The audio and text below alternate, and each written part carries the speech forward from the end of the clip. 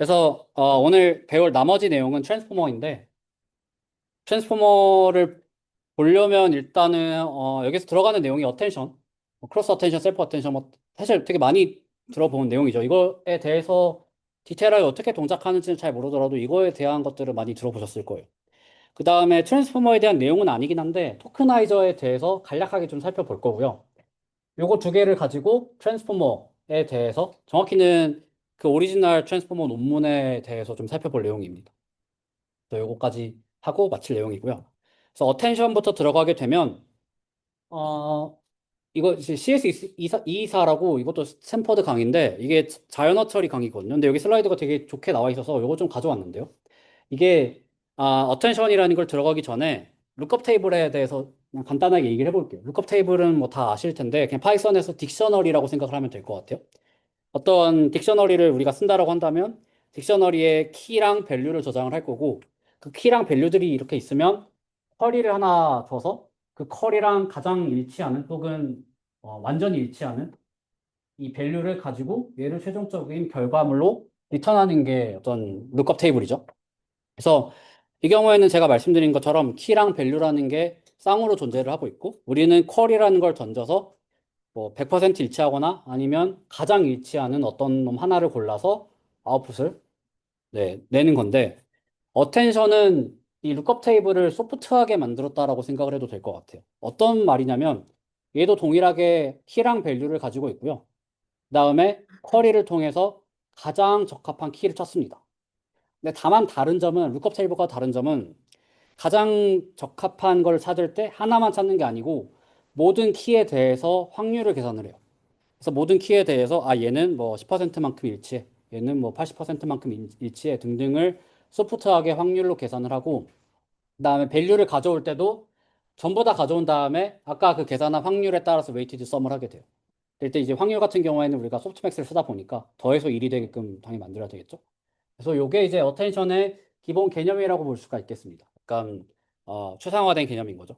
그래서 이 어텐션이 제가 말씀드린 것처럼 룩업 테이블을 소프트하게 바라본 것과 사실 다를 바가 없어요. 그래서 가장 우리가 어떤 쿼리를 던졌을 때 그냥 가지고 있는 정보 중에서 가장 일치하는 것들을 순서대로 가져오는데 이때 하나만 가져오는 게 아니고 전체들을 다 가져오되 그 우선순위에 따라서 다르게 가져오겠다 이런 거죠. 그리고 용어들이 하나 더 나오게 됐는데 뭐 옛날에 시퀀스 투 시퀀스라는 모델의 어떤 패러다임이 있었어요. 이건 어떤 거냐면 인코더라는 게 있고 디코더라는 게 있습니다.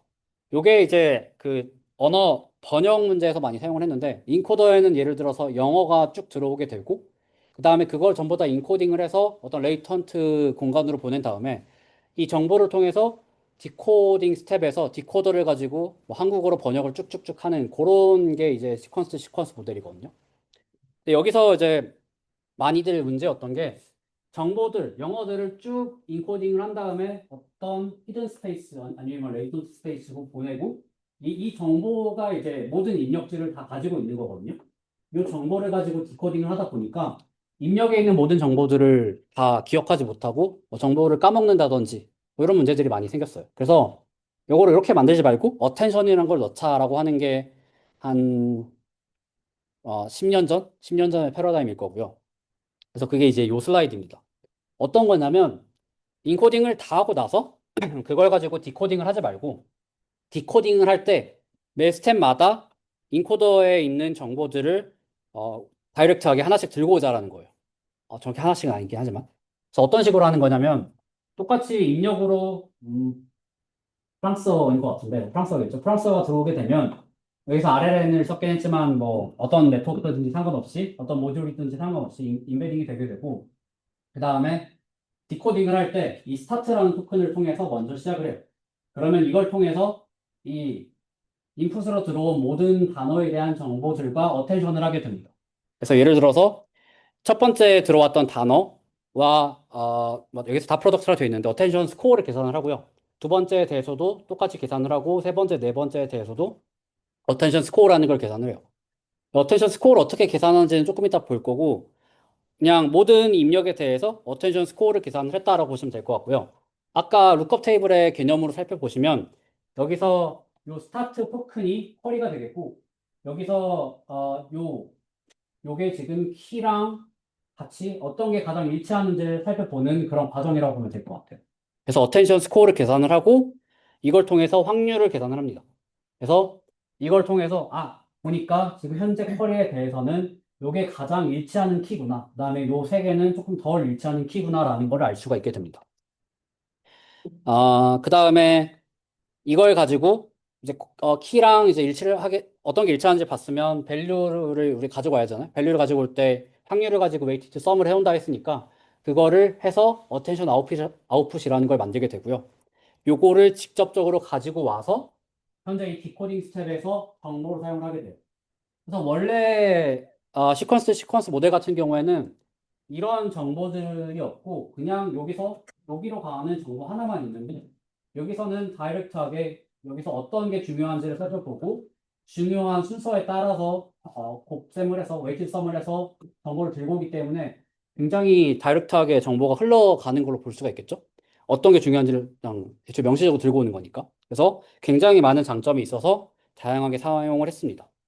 그래서 이런 과정을 디코딩을 할 때, 예를 들어서 프랑스어를 영어로 번역을 할 때 매 스텝마다 다 하는 거예요. 그래서 번역을 하는 매 스텝마다 이 과정을 다 해서 이 현재 디코딩 해야 되는 토큰, 그러니까 쿼리 토큰에 대해서 어떤 키가 가장 일치하는지를 가지고 밸류를 들고 오는 걸 계속하는 거죠.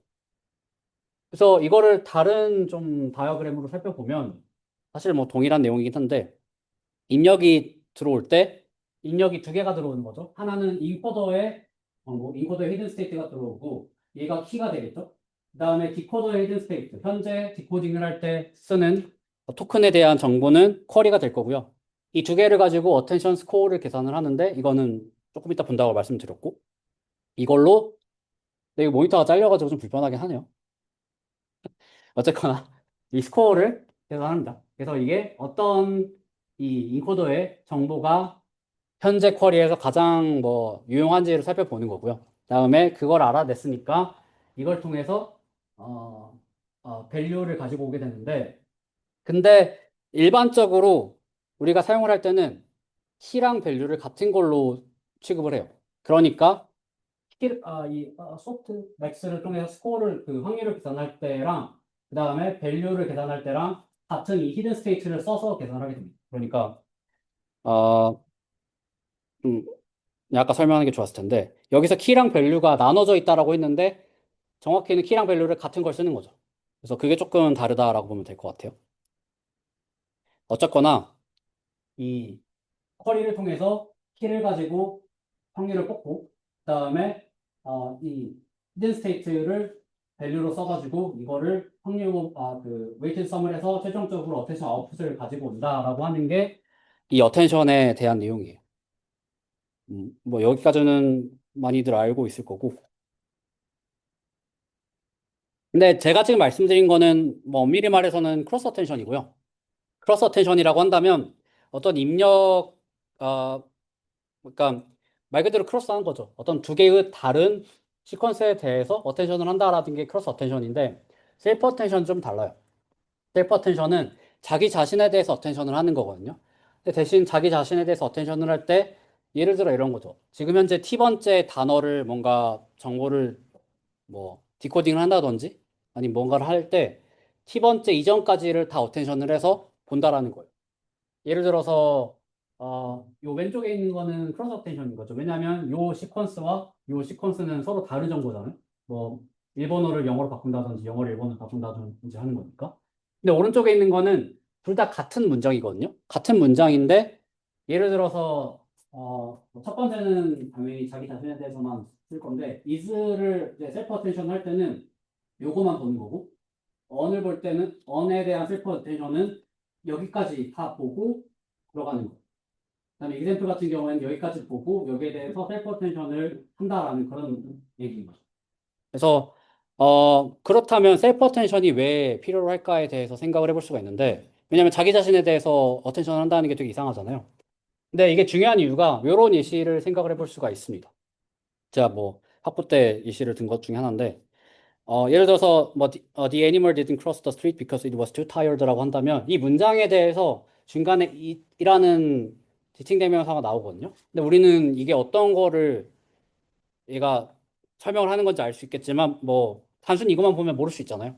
그때 이제 셀프 어텐션이 중요한 어떤 작용을 할 수가 있습니다. 예를 들어서 이 문장에 대해서 셀프 어텐션을 이제 시각화하는 게 이 그림인데 이 그림에서 이 시라는 것을 살펴보시면 이 애니멀이라는 쪽에 되게 활성화가 많이 되어 있거든요. 그러니까 어텐션 스코어가 되게 높게 나오거든요.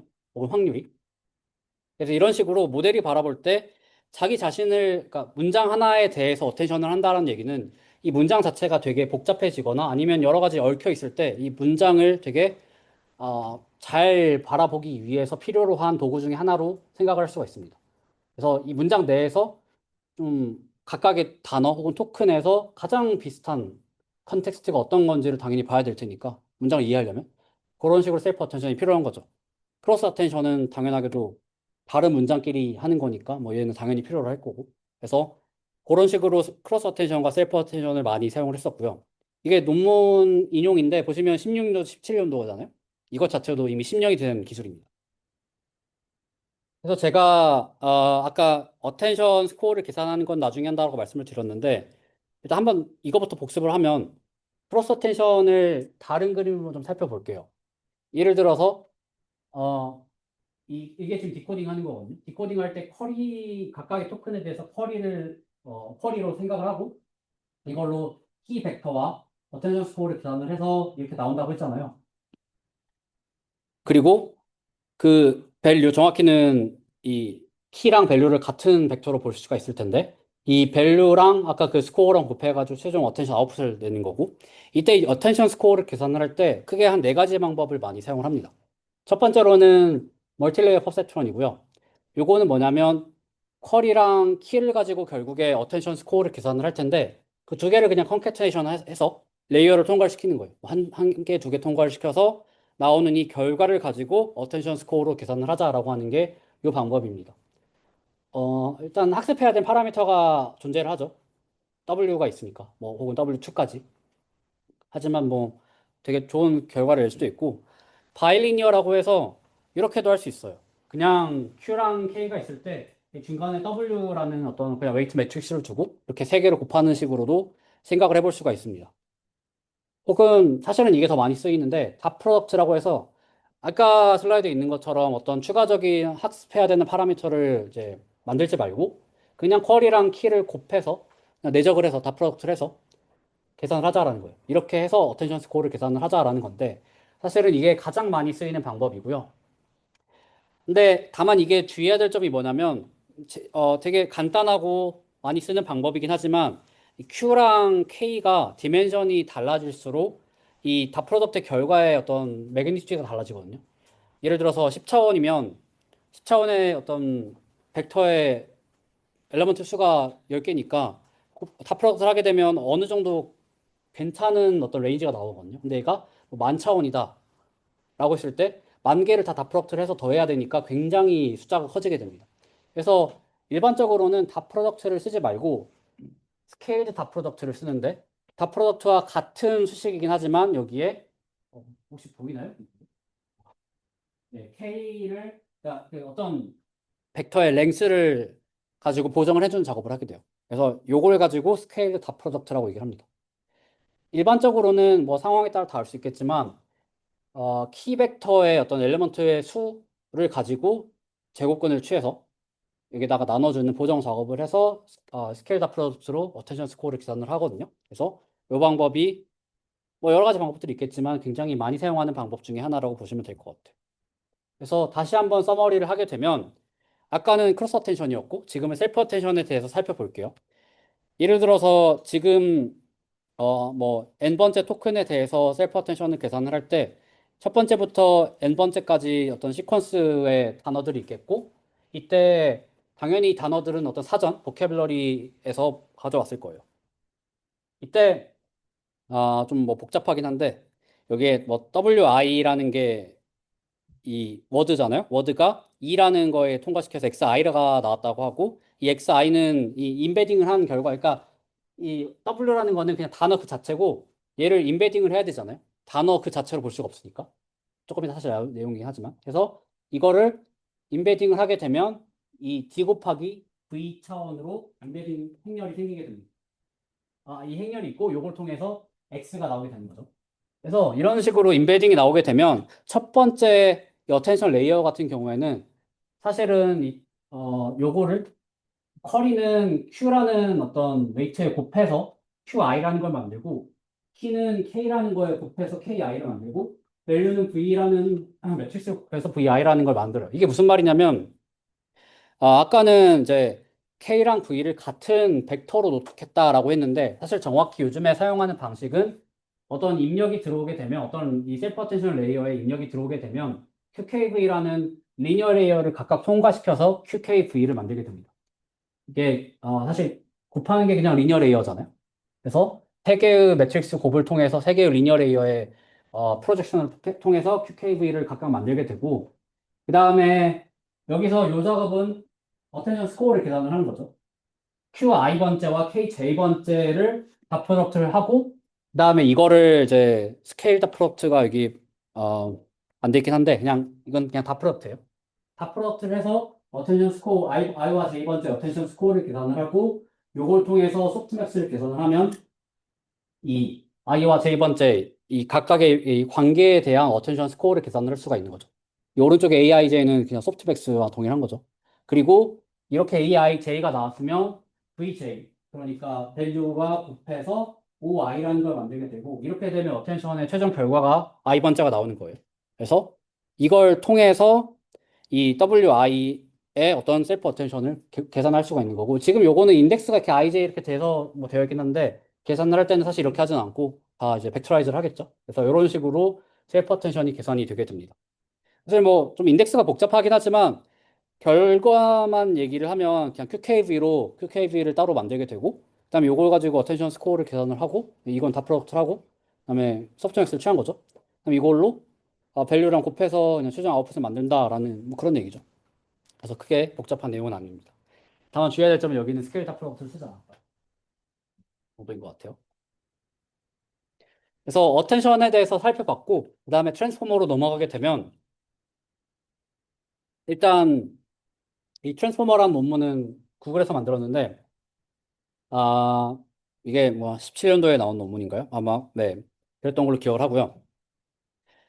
요거는 어떤 거를 이제 하고자 하는 논문이었냐면 그때 당시 이 사람들은 뭐 이런 뭐 GPT, 제미나 이런 걸 생각하고 만들진 않았을 거예요. 근데 이때 이제 만들고 싶었던 어떤 모티베이션 중에 하나는 아까 제가 말씀드린 시퀀스 투 시퀀스라는 구조가 있었잖아요. 입력이 들어오고 그다음에 출력을 하는 그런 예시에서 이 인코더가 입력을 다 정보를 취합을 해서 어떤 벡터를 만들고 뭐 히든 스테이트 아니면 뭐 컨텍스트 벡터라고도 부르는 이걸 만들고 이거를 정보를 삼아서 디코딩을 하는 이런 구조에서 원래는 잘 안 됐으니까 어텐션을 써서 정보를 직접적으로 여기다가 주자라고 했잖아요. 근데 그것뿐만 아니라 여기서는 어떤 걸 더 하게 되냐면 원래 이 인코더와 디코더는 LLM을 많이, LLM인데, RNN을 많이 사용을 했거든요. 근데 RNN 사용하지 말고, 인코더와 디코더 구조도 어텐션을 써서 모든 걸 다 어텐션으로 만들면 좋지 않을까라는 그런 아이디어에서 출발한 논문이에요. 그래서, 뭐 여러 가지 장점이 있긴 한데, 여기서는 그냥 스킵을 하게 되고, 이게 지금 모델, 그 논문에 나온 모델 구조거든요. 모델에서 이쪽 파트가 인코더 파트고, 오른쪽에 있는 이 파트가 디코더 파트고요. 여기가 이제 이것과 동일한 내용인 거죠. 그래서 뭐 셀프 어텐션, 그다음에 크로스 어텐션 이렇게 구성이 되어 있습니다. 그래서 코어하게 이 트랜스포머의 모듈을 좀 살펴보면 첫 번째로 토크나이저는 원래 이 모델에 대한 내용은 아닌데 토크나이저라는 개념을 알아야지만 이게 조금 도움이 될 것 같아서 토크나이저가 하나 들어가고요. 그다음에 트랜스포머의 원래 모듈에서는 포지셔널 인코딩, 멀티헤드 어텐션, 뭐 아니 마스크드 어텐션, 그다음에 레지듀얼 뭐 레이어놈, 그다음에 핏포 네트워크 이렇게 5가지로 이루어져 있습니다. 일단 토크나이저부터 좀 살펴보면 이게 어떤 거냐면 제가 이거를 그 GPT의 토크나이저 있거든요. 그 인터넷 찾아보시면 토큰의 개수랑 캐릭터의 개수를 이렇게 다 알려주는데 그걸로 그냥 나무위키의 첫 번째 문장, 이나다의 그 첫 번째 문장을 긁어가지고 그냥 넣어봤어요. 그래서 여기서 보여주는 게 뭐냐면 이 GPT가 봤을 때 이 문장을 어떤 식으로 쪼개서 살펴보냐라는 거죠. 그래서 이 각각의 색깔들로 이 문장들을 쪼개서 보는 거예요. 인이랑 하는 다른 어떤 단어로 보는 거고 대학교는 합쳐서 보고 괄호도 따로 보고 한자들도 각각 따로 보내.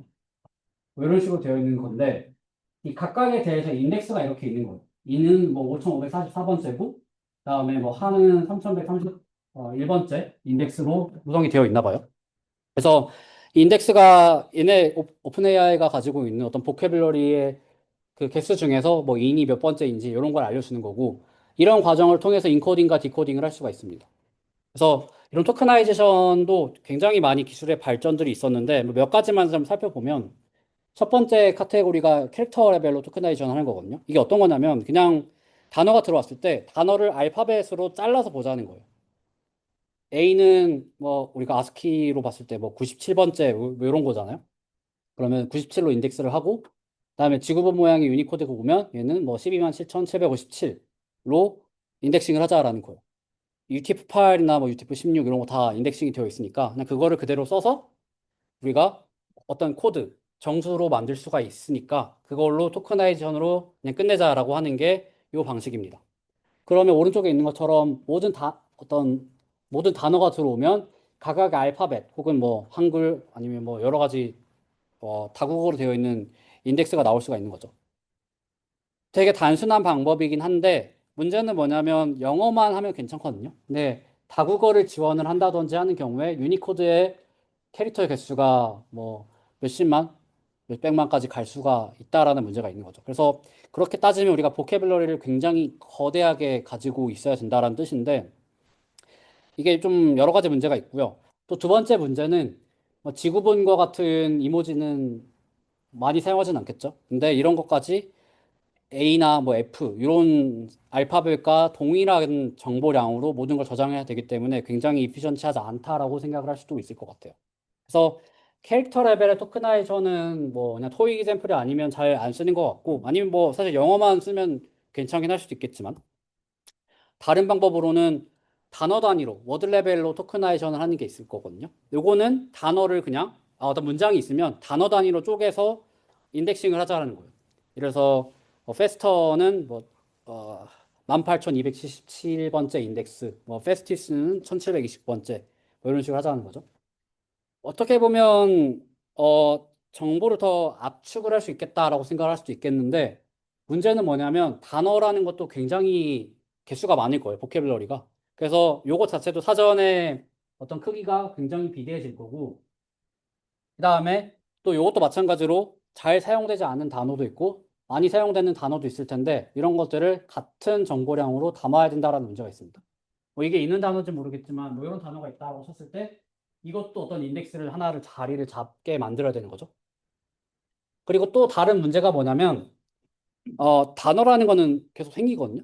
근데 보캐블러리가 딱 정해졌을 때 단어를 추가할 수 있는 어떤 방법이 별로 없어요. 그때는 언노운 토큰으로 뭐 지금 단어랑 토큰을 좀 갖게 지금 제가 설명을 하고 있는데 어쨌든 언노운이라는 걸로 리플레이스를 해야 될 텐데 이렇게 되면 뭔가 굉장히 많은 신조어가 생겼을 때 언노운이 엄청 많아지는 문제가 있죠. 뭐 이것도 여러 가지 트릭을 쓸 수는 있겠지만 좀 깔끔한 해결책은 아닐 거예요. 그래서 많이 쓰는 방법은 서브월드 레벨이라고 해서 단어 레벨을 쓰긴 하는데 단어를 쪼개가지고 표현을 하게 됩니다. 그 중에 가장 대표적인 게 바이트 페어 인코딩이라는 알고리즘이고요. 이거는 원래는 이제 LLM으로 만들어진 건 아니고 한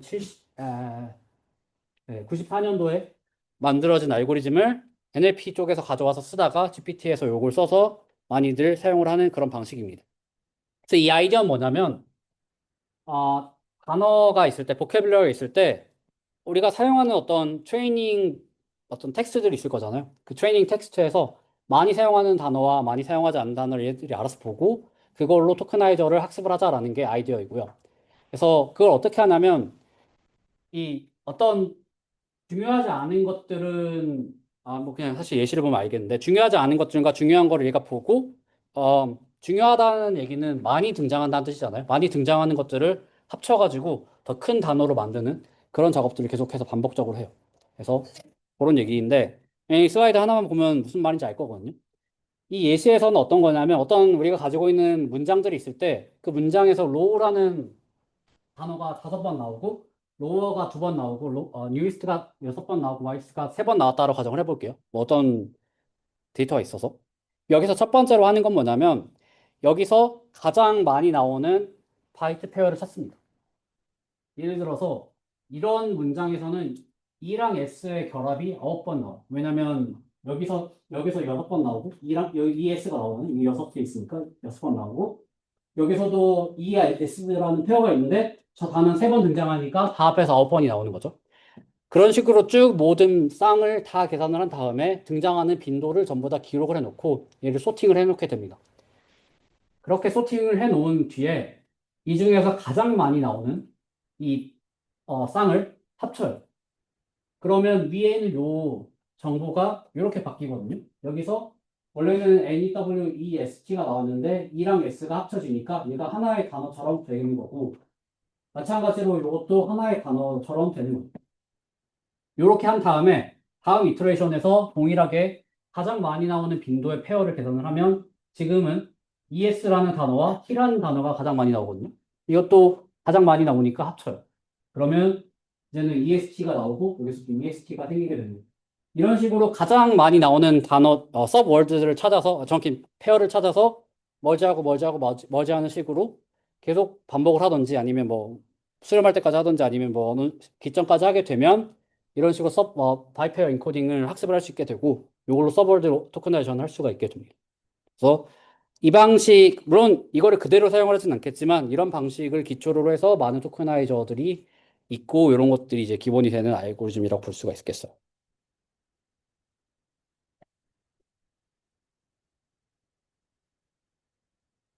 그래서 이제부터 이제 트랜스포머의 모듈에 대해서 살펴보면 가장 먼저 볼 게 포지셔널 인코딩인데 이건 어떤 거냐면 트랜스포머의 그림을 보면 먼저 입력이 들어오게 되면 입력을 먼저 임베딩을 당연히 해야 될 거잖아요. 이 임베딩을 하는 것부터 보게 되면 이렇게 문장이 들어왔을 때 문장을 토크나이저를 통해서 이렇게 토큰 단위가 다 다르고요. 이 토큰이라는 게 이 우리가 BP를 쓴다고 한다면 이 서버월드가 토큰입니다. 그래서 더라는 토큰이 있고 북이라는 토큰이 있고 언더바 s라는 토큰이 생기고 월이라는 토큰이 생기고 improve라는 토큰, 언더바 ed라는 토큰이 있는 거예요. 그래서 이제는 이런 문장들을 전부 다 토큰의 형태로 다 바꾸게 되고 당연히 이러면 우리가 가지고 있는 보캐블러리에서는 정확히는 이 단어의 개수가 아니고 토큰의 개수긴 하겠지만 토큰의 개수와 그다음에 인베딩 해야 되니까 벡터의 사이즈만큼의 행렬이 있을 텐데 요걸 통해서 인덱싱을 해서 모든 토큰들을 다 벡터의 형태로 바꿀 수가 있을 거예요. 룩업을 하면 되니까. 그래서 이런 식으로 하는 게 첫 번째 이 제가 빨간색으로 해놓은 저 모듈이고요. 이렇게 모든 문장들을 다 토큰으로 쪼개서 다 인베딩을 해서 다 벡터의 형태로 만들었으면 이거를 이제 처리를 해야 될 텐데 근데 문제는 트랜스포머가 뭐 RNN이나 뭐 이런 걸 사용하지 않고 전부 다 어텐션만 사용한다고 말씀을 드렸잖아요. 근데 어텐션만 사용할 때 가장 큰 문제는 얘네가 문장의 순서에 대한 정보를 입력을 받지를 않아요. 그래서 시퀀셜 오더를 얘네가 전혀 알 수가 없기 때문에 이런 문제가 생기게 됩니다. 예를 들어서 뭐 빅덕이나 빅캣이라는 문장을 세퍼 어텐션을 해야 된다고 쳤을 때 여기서 뭐 예를 들어서 덕이라는 거를 세퍼 어텐션을 할 때 요거랑 요거에 대해서 떤 게 나랑 잘 맞는 건지를 알아야 되잖아요.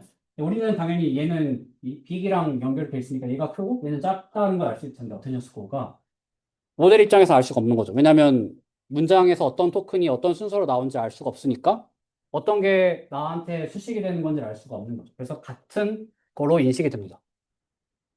그래서 이거를 방지하기 위해서 당연히 우리가 해볼 수 있는 거는 명시적으로 어떤 단어에 대한 인베딩에 그 순서에 대한 인베딩을 더해주는 게 되겠죠. 그래서 이렇게 더해주는 정보를 포지셔널 인베딩이라고 합니다. 그래서 이런 과정을 포지셔널 인코딩이라고 해요. 그래서 시퀀스적인 정보를 단어의 인베딩에 더해주는 과정이 필요로 하고요. 뭐 어떻게 더해주는지는 다양한 방법이 있긴 한데 여기서는 짧게 이 방식만 좀 살펴볼게요. 이게 뭐 많이 사용하는 방식 중에 하나니까. 요즘엔 또 안 쓰는 것 같기도 하지만 그건 나중에 좀 살펴보고요. 여기서 이제 사이너소이달 포지션 인코딩이라는 건 뭐냐면 사인 함수랑 코사인 함수를 써가지고 이 인베딩이라는 걸 만들자 하는 거예요. 어떻게 만드냐면 다음 슬라이드에 있는데 일단 우리가 어떤 레이어의 인베딩 레이어의 차원은 미리 정해 놓을 거잖아요. 뭐 8,000 차원 이렇게 정해 놓을 거라면 거기에 따라서 사인 함수와 코사인 함수를 어떻게 구성할지를 다 정해놓습니다. 사실 이게 다 공식이 있는 거예요. 공식이 이렇게 있어서 여기에 따라서 8천 차원에 해당하는 포지셔널 인베딩을 다 이렇게 만들어 놓고요. 그 다음에 그렇게 만들어 놓은 거를 그냥 원래 단어 인베딩에 그냥 엘리먼트 와이즈 덧셈을 하는 식인 게 이 사이너소이드 포지션 인코딩. 그래서 보시면 자세히 보시면 이게 몇 번째 i 번째 뭐 그러니까 0, 0, 2, 4 이렇게 되어 있는 거랑 홀수 번째로 1, 3, 5 이렇게 되어 있는 거를 각각 사인 함수와 코사인 함수로 표현을 하고 그게 이제 이렇게 쭉 있는 거죠. 그거를 여기로 요거랑 더해주는 게 이 방식인데 이걸 시각화를 하면 오른쪽에 있는 것처럼 나오는 거거든요. 그러니까 무슨 말이냐면 i 값에 따라서 이 주기가 달라져요. 삼각함수에. 그래서 i가 작으면 작을수록 이 주기가 굉장히 빨리 바뀌고 점점 이게 천천히 바뀌는 식으로 되거든요. 그래서 이렇게 사이너소이달하게 포지션 인코딩을 하게 되면 여러 가지 장점이 있는데 예를 들어서 우리가 포지션 인코딩을 할 때 사용할 수 있는 방법 중에 하나는 어, 단어의 어떤 나올 수 있는 개수가 10,000개라고 한다면 0부터 만까지 그냥 값을 더해주는 게 있을 수도 있겠죠. 근데 그렇게 하는 것보다 이런 방식을 사용을 하게 되면 우리가 학습할 때 보지 못했던 어떤 길이의 문장에 대해서도 약간 뭐 완벽하게는 아니지만 일반화를 할 수 있다는 장점이 생기게 됩니다. 그 다음에 더 중요한 건 사실 이 방법이 이런 장점인 것 같아요. 어떤 거냐면 지금 매 차원마다 주기가 점점 느려지는 거죠. 어, 주기가 바뀌니까. 이렇게 주기가 바뀌게 되면, 예를 들어서 가까이 있는 것들과 멀리 있는 것들에 대해서 어떤 식으로 우리가 핸들링을 할지에 대해서 그냥 명시적으로 어떻게 보면 룰이 생긴다고 볼 수가 있거든요. 그래서 그렇게 장점들이 있으니까 요즘에는 이렇게 사이너소이드 포지션 인코딩을 많이 사용을 합니다. 정확히는 이때 당시. 근데 이런 포지션 인코딩을 요즘에는 또 다른 방식을 쓰니까 사실 거기에 대해서는 나중에 좀 살펴볼 예정이고요. 근데 어쨌거나 이 트랜스포머 논문에서는 이 사이더소이달 P2를 써가지고 이 위치에 대한 정보를 인베딩을 해서 단어에 대한 위치를 다 이렇게 기록을 해놓는 거죠.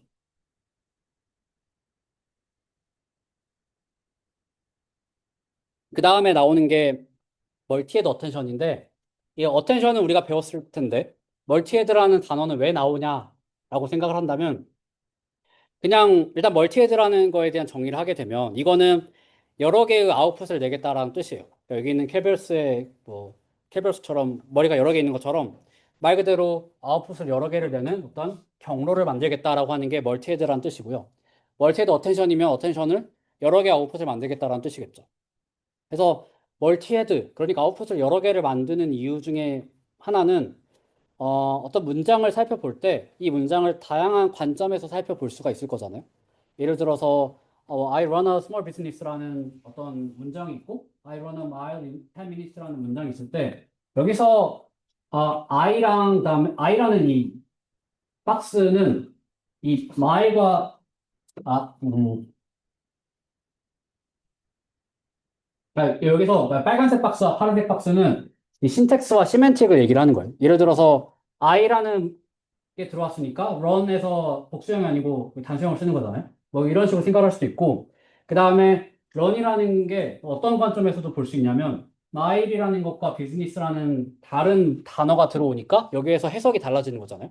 그래서 첫 번째는 뭔가 사업을 영위하는 거고 두 번째는 달리다라는 뜻이니까 같은 단어인데 여러 개 해석으로 할 수 있는 게 두 번째 관점이겠죠. 이런 식으로 어떤 문장을 살펴볼 때 이 문장을 각각의 토큰들을 살펴볼 때도 여러 가지 관점으로 보는 게 당연히 우리가 생각할 때도 말이 되는 거니까 어텐션을 한 번만 쓰는 게 아니고 여러 개의 어텐션을 써서 여러 개의 관점을 부여하겠다라는 게 멀티헤드 어텐션의 어떤 모티베이션이라고 볼 수가 있을 것 같아요.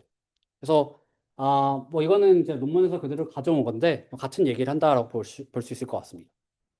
그래서 멀티헤드 어텐션을 한다라는 거고 그래서 이걸 어떻게 하는 거냐면 먼저 아까 배웠던 스케일드 업 프로덕트 어텐션을 그냥 다른 그림으로 살펴볼게요. 어떤 음, x가 들어왔을 때 x를 세 개의 리니어 레이어로 통과시켜서 QKB를 만들고 요걸 가지고 스케일드 프로덕트 어텐션을 통과시켜서 어떤 어텐션 아웃풋을 만들겠죠. 예를 들어서 Q랑 K를 가지고 행렬곱을 하고 얘를 그러니까 그 DK만큼 K의 차원만큼으로 나눠서 스케일링을 하고 이건 좀 나중에 나온 얘기인데 소프트맥스를 취하고 이게 이제 어텐션 스코어니까 어텐션 스코어를 V랑 곱해서 최종적으로 어텐션 아웃풋을 내는 게 아까 배웠던 거잖아요. 이거를 또 다른 그림을 살펴보면 이렇게 볼 수 있을 것 같아요. Q랑 K를 멤머를 한 다음에 스케일다 프로덕트를 해서 어텐션 스코어를 계산한 다음에 V랑 다시 곱하는 거죠. 근데 이때 제가 얘기하고 싶은 게 뭐냐면 멀티헤드 어텐션은 이렇게 볼 수가 있을 것 같아요. 방금 봤었던 이 그림이 어, 어텐션을 계산하는 건데, 스케일 닥터 어텐션을 계산하는 건데, 이거를 그냥 H번 계산을 해서 결과를 H개를 만들게 되고, 이 H개의 결과를 컨캣을 한 다음에 최종적으로 하나의 리니어 레이어에 통과시켜서 아웃풋으로 만드는 게 멀티헤드 어텐션을 계산하는 방식이다라는 걸 설명하려고 이렇게 한 거거든요. 그래서 이 논문의 피겨에서 멀티헤드 어텐션이라는 거를 계산을 할 때는 우리가 배웠던 스케일드 프로덕트 어텐션을 여러 번 한 다음에 그거를 나중에 다시 합쳐가지고 하나로 결과를 만들겠다라는 식인 거죠. 좀 더 자세히 보면 이렇게 나와요. 그래서 이 QK, 그러니까 인풋을 가지고 QKV를 이렇게 만들고 그 QKV를 만들 때 이 어텐션을 계산하는 차원 곱하기 헤드의 개수만큼으로 만들게 됩니다. 그 이유는 얘를 쪼개가지고 어텐션을 헤드의 개수만큼으로 쪼개서 어텐션을 해야 되기 때문이고요. 만약에 여기서 헤드가 두 개다라고 한다면 원래 차원 곱하기 이만큼의 개수로 이 QK를 만들게 돼요. 그래서 이거를 두 개씩 쪼개서 헤드 첫 번째 거, 헤드 두 번째 걸로 각각을 주게 되고 여기에 대해서 어텐션을 계산하면 당연히 멀티 헤드니까 결과가 두 개가 나올 거고요. 이걸 컨캣을 하고 컨캣된 거를 마지막으로 프로젝션을 시켜서 최종적인 어텐션을 아웃풋으로 나오게 하는 거죠. 말이 좀 어렵긴 한데 위에 있는 박스가 결국 다예요. 그냥 QKV를 헤드의 인덱스 여기 마우스 포인터 보이나? 여기 보시면 헤드 i번째에 대해서는 WI 다 있죠? QKV라는 어떤 행렬에 대해서 요걸로 계산을 하고 어텐션을 구한 다음에 헤드의 첫 번째부터 그 다음에 H번째까지 다 결과가 당연히 나올 테니까 이거를 컨캣을 해서 마지막에 어텐션 아웃풋을 만들 때 필요로 하는 추가적인 레이어를 통과시키면 멀티헤드 어텐션이 계산이 됩니다. 그래서 원래 했던 거를 그냥 여러 번 한다라는 거랑 뭐 동일한 얘기인 것 같아요.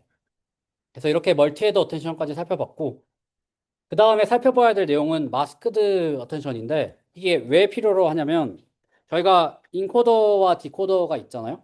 인코더는 예를 들어서 영어가 들어오고 그다음에 디코더에서 영어를 한국어로 번역을 한다라고 쳐볼게요. 근데 인코더에서는 사실 큰 문제가 없어요. 근데 디코더에서 어떤 문제가 생기냐면 우리는 영어를 받아서 디코더에서 셀프 어텐션을 통해서 한국어로 번역할 때 어떤 문장을 써야 되는데 근데 디코더에서 셀프 어텐션의 문제는 뭐냐면 셀프 어텐션은 문장이 들어올 때 학습을 할 때 과거부터 미래까지 현재는 지금 요걸 처리하고 있는 단계인데 과거부터 미래에 대한 정보까지 모두 다 참조를 해서 셀프 어텐션을 하게 됩니다. 학습을 할 때는 우리가 모든 정보 다 있으니까요. 근데 이렇게 되면 당연히 미래의 정보를 참조를 해서 이 현재 토큰을 뭔가 만들도록 학습이 될 거잖아요. 그래서 이렇게 하면 당연히 안 되기 때문에 셀프 어텐션을 할 때는 특히 디코더에서는 마스킹을 해서 현재 토큰의 미래에 대한 것들은 참조가 되지 않게끔 이렇게 잘라주는 작업을 하게 돼요. 이래야지만 지금 한국어를 만들 때 이 현재 제가 말하고 있는 다음 단어를 미리 알지 못한 상태에서 만들 수가 있으니까요. 그래서 요게 이제 마스크드 어텐션이고 근데 어텐션에서 정보를 마스킹을 하는 가장 쉬운 방법은 결과를 그냥 마이너스 무한대로 취하는 거예요. 어떻게 하냐면 어텐션을 계산을 할 때 이 QK를 곱하고 스케일링을 하고 그다음에 V랑 곱할 때 그 V랑 곱하기 전에 이 어텐션 스코어에다가 어떤 M이라는 어떤 마스크를 더하고 그다음에 소프트맥스를 취해요. 이때 M은 뭐냐면 만약에 현재 토큰이 그러니까 이 어텐션의 토큰이 현재 단어보다 미래에 있을 때는 마이너스 무한대고 그게 아니면 0을 취하는 거거든요. 그러니까 만약에 이게 과거나 현재 토큰이면 별 다른 영향이 없고 미래 토큰과 어텐션을 하게 되면 마이너스 무한대가 취해지니까 뭐 더하면 마이너스 무한대니까 소프트맥스를 하면 뭐 아예 필요가 없는 정보가 되는 거잖아요. 이런 식으로 어텐션에 마스킹을 씌우게 됩니다. 그래서 이렇게 하는 이유는 뭐 예를 들어서 다른 방식을 쓸 수도 있잖아요. 만약에 미래에 대한 토큰이 있으면 어텐션을 계산을 하지 말게끔 할 수도 있을 텐데 GPU에서는 그런 식으로 어떤 if나 else를 쓰는 것보다는 모든 연산을 한꺼번에 쭉 처리하는 게 더 이제 병렬화할 때는 좋거든요. 그래서 뭐 나중에 배우겠지만 그런 GPU의 특성들 때문에 이렇게 좀 트릭을 써가지고 마이너스 무한대라는 거를 더해주는 트릭을 써서 미래에 대한 정보를 참조하지 못하도록 만들게 됩니다. 그래서 어텐션 스코어를 계산을 할 때 셀프 어텐션의 경우에는 현재까지는 참고를 할 수 있겠죠. 만약에 근데 현재가 아닌 미래에 대한 경우에는 스타트라는 토큰은 더랑 셀프랑 소라는 디코딩하는 토큰은 당연히 마이너스 무한대가 되고 스타트라는 토큰은 현재니까 쓸 수가 있고요. 더라는 토큰도 마찬가지로 이 다이아고널의 아래쪽에 있는 로우 다이아고널까지는 정보들이 그대로 들어가고 어퍼 다이아고널은 전부 다 마이너스 무한대로 되게끔 만들어 놓게 됩니다. 그래서 리캡을 좀 하면 먼저 어떤 문장이 들어오게 되면 문장이 뭐 모르겠어요. 영어가 됐든 한국어가 됐든 뭐가 됐든 다 토크나이제이션이라는 과정을 통해서 토큰화를 시키게 되고 이거는 어떤 단어들을 인덱스로 바꾼다라는 뜻이겠죠. 그 다음에 요거를 인베딩을 다 시키게 됩니다. 인베딩은 뭐 인코더가 됐든 디코더가 됐든 당연히 다 해야 되는 작업이고요. 인베딩이라는 거는 인덱스를 어떤 벡터의 형태로 바꾼다라는 거겠죠. 그리고 이 시퀀스가 있으니까 결국에 시퀀스의 벡터의 시퀀스니까 매트릭스라고 볼 수도 있을 것 같아요. 그리고 단어의 어떤 순서가 굉장히 우리는 중요한데 근데 셀프 어텐션들은 혹은 어텐션들은 단어의 순서를 알 수가 없기 때문에 포지셔널 인코딩이라는 작업을 통해서 단어의 순서를 명시적으로 우리가 정보를 주입을 하게 됩니다. 그게 요 작업이고 그 다음에 여기까지 한 게 요 과정이고요. 그 다음부터 어텐션에 대한 블럭은 혹은 트랜스포머 블럭이라는 요 각각의 블럭들은 멀티헤드 어텐션과 마스크드 멀티헤드 어텐션으로 이루어져 있고요. 그래서 아직 뭐 모든 것들을 배우진 않았지만 여기 인코더에서 요 블락이 n개만큼 있는 거죠. 이 n개만큼 있을 때 가장 중요한 핵심은 멀티헤드 어텐션이 있다. 디코더에는 멀티헤드 어텐션인데 마스크드 멀티헤드 어텐션이 있다라는 거고요. 그리고 제가 여기다가 표시를 해놨는데 요거는 크로스 어텐션이에요. 그래서 이 두 개는 셀프 어텐션이고 이 인코더에 들어온 정보가 디코더로 가야 될 때 여기서는 크로스 어텐션으로 이 정보를 처리를 하게 되는 거죠. 여기까지가 일단은 트랜스포머에서의 핵심 파트고요. 그 다음 파트는 뭐 크게 어렵지는 않은데 이 첫 번째로는 레지듀얼 커넥션이라는 파트가 있고 두 번째로는 레이어 노멀라이제이션이라는 파트가 있습니다. 뭐 레지듀얼 커넥션은 뭐 글쎄 요즘 뭐 저는 제가 딥러닝 배울 때는 굉장히 중요한 개념이었는데 요즘에 어떻게 느껴지는지 모르겠지만 엄청나게 많은 모델에서 이 방법을 사용을 하죠. 그냥 간단하게 얘기를 하면 원래 일반적인 어떤 모델링에서는 x라는 입력이 들어오게 되면 정확히는 i-1번째 레이어의 입력은 레이어를 통과하게 되면 xi가 될 텐데 레지듀얼 커넥션이라는 거를 적용을 하게 되면 여기에다가 숏컷을 하나 만들어서 얘의 정보가 그대로 결과에 더해지게끔 만들어지는 작업이 레지듀얼 커넥션이고 한 10년 전에 나온 건데 엄청나게 중요한 개념이죠. 그래서 이게 왜 잘 되는지에 대해서는 여러 가지 좀 티오리컬한 뭔가 분석들도 있는 것 같고 그냥 뭐 결과적인 분석들도 있는 것 같은데 제가 예전에 재밌게 봤었던 논문을 하나 첨부를 하면 이런 게 있어요. 이 레지듀얼 커넥션을 썼을 때와 쓰지 않았을 때 이 우리가 어떤 최적화를 한 로스의 랜드스케이프를 비주얼라이즈를 해보면 이런 식이거든요. 그러니까 레지듀얼 커넥션을 안 쓰면 굉장히 이 최적화해야 되는 랜드스케이프가 복잡해서 뭐 로컬 미니마에 빠질 수도 있고 여러 가지 문제가 있을 수 있는데 레지듀얼 커넥션을 쓰면 이게 굉장히 부드러워지니까 학습이 쉽다라는 그런 개념도 있고요. 뭐 하여튼 이거 말고도 다른 레지듀얼 커넥션을 설명하려는 여러 가지 현상들이 되게 많습니다. 어쨌거나 뭐 여기서 중요하진 않고 이 레지듀얼 커넥션을 써서 뭐 트랜스포머도 마찬가지로 모델링을 하게 되고 예를 들어서 여기에 레지듀얼 커넥션이 들어가게 있는 거죠. 여기에 다. 그래서 요게 첫 번째 파트고요. 두 번째로 레이어 노멀라이제이션이라는 개념이 들어오게 됐는데 뭐 PNN에서는 배치놈 이런 거 많이 쓰잖아요. 근데 NLP에서도 당연히 노멀라이제이션을 쓰는데 여기서는 배치놈을 쓰진 않고 레이어 노멀라이제이션이라는 다른 노멀라이제이션 기법을 사용을 합니다. 여기서 어떻게 하냐면 입력이 들어오게 되면 입력에다가 요 입력에 대한 벡터의 민을 빼고 그 다음에 벡터의 스탠다드 디비에이션을 나눠주는데 이때 뭐 개인이라는 게 들어오고 바이어스를 또 더해주는 이런 작업도 있죠. 근데 어쨌든 그냥 노멀라이션을 해준다라고만 생각을 하면 될 것 같아요. 이때 뭐 평균과 이제 분산 혹은 표준 편차로 나눠준다. 뭐 이런 개념이 있는 거죠. 그래서 그냥 우리가 정교화하는 그런 방법이 여기에 들어오게 됩니다. 그래서 뭐 요즘에는 좀 다른 방식을 쓰는데 이때 17년도의 트랜스포머는 이 방식을 써서 모든 피처들을 다 이렇게 노멀라이션을 하는 거를 볼 수가 있어요. 그 다음에 아마 하나가 남은 것 같은데 포인트와이스 FFN이라는 거는 뭐냐면 그냥 우리가 생각하는 MLP 구조입니다. 그래서 그냥 리니어 구조인데 여기서는 어텐션과 다르게 얘는 엘리먼트 와이즈하게 동작을 한다라는 어떤 차원에서 포인트 와이즈라는 단어를 좀 써요. 그래서 혹시 포인트 와이즈라는 연산이라는 게 뭐 들리게 되면 이거는 그냥 어텐션이랑 다른 개념이다라고 뭐 생각을 하면 될 것 같고요. 그래서 이걸 왜 쓰냐면 일단 셀프 어텐션 지금까지 본 걸 알겠지만 엘리먼트 와이즈하게 뭔가를 하는 연산이 없고요. 또 액티베이션 펑션도 거기서는 안 쓰죠. 그냥 어텐션을 계산을 해서 그걸로 뭐 행렬 고불 해가지고 뭐 스코어를 뽑고 아웃풋을 뽑고 이런 작업을 하는데 그래서 만약에 셀프 어텐션만 레이어를 계속 쌓게 되면 그냥 어떤 벡터들을 계속 그냥 그 여기 써져 있는 것처럼 위에 에버리지라고 한다고 하는데 그냥 그 뭐죠? 그냥 내 딕셔너리에서 찾아가지고 그냥 그것만 계속 쓰는 방법일 거예요. 뭔가 캐패시티를 늘리지도 않을 거고. 그래서 항상 어텐션이 들어오게 되면 그 다음에 넌리니얼리티라든지 아니면 추가적인 리니어 레이어와 액티베이션 펑션을 같이 사용을 하게 됩니다. 그래서 예를 들어서 레이어 두 개짜리라고 한다면 x가 있을 때뭐 당연히 W1을 곱해서 바이어스가 하고 W2를 곱해서 바이어스가 하고 이런 식으로 하는데 중간에 액티베이션 펑션을 사용을 하게 되는 거죠. 맵을 같은 걸. 그래서 그냥 뭐 이렇게 되는 게 포인트 와이즈 피드포워드 네트워크라고 보시면 될 것 같아요. 그래서 엄청 빨리 좀 끝냈는데 그래서 트랜스포머를 이제 다 봤거든요. 트랜스포머에서는 토크나이제이션은 뭐 여기에 대한 내용은 아니지만 어쨌든 토크나이제이션이 중요한 파트고 그 다음에 토크나이제이션 했으면 그 토큰의 인덱스들을 벡터 혹은 매트리스로 바꾸고 그다음에 이거를 시퀀스의 오더가 필요로 하니까 그 정보를 주입하는 포지션 인코딩이 들어가게 되고 어텐션이 두 개가 있었죠.